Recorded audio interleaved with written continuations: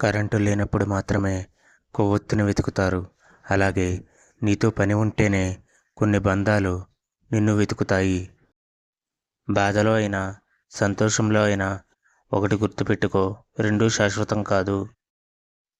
మనం సంపాదిస్తే ఓర్చుకోలేరు, ఖాళీగా ఉంటే ఎగతాళి చేస్తారు. మనం బాగా బ్రతికితే అబ్బా అంటారు, లేకపోతే మనల్ని చూసి నవ్వుతారు. అలాంటి వాళ్ళ కోసం మనం పట్టించుకోకూడదు.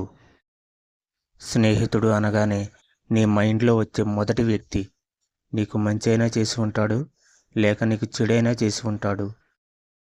సక్సెస్ అయిన వాళ్ళు ఏమైనా చెప్తారు, ఇన్స్పైర్ అవ్వాలి, అంతేగాని గొర్రెలా ఫాలో అవ్వకూడదు. ఒక మనిషికి నువ్వు ఎంత దగ్గరవుతావో వాళ్ళు నిన్ను వదిలేశాక నీకు నువ్వు అంత దూరం అవుతావు. అది ఫ్రెండ్ అయినా అమ్మాయి అయినా.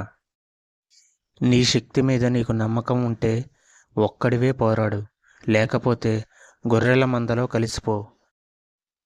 ఈ రోజుల్లో తండ్రికి భారం అవ్వని ప్రతి కొడుకు గొప్పవాడే.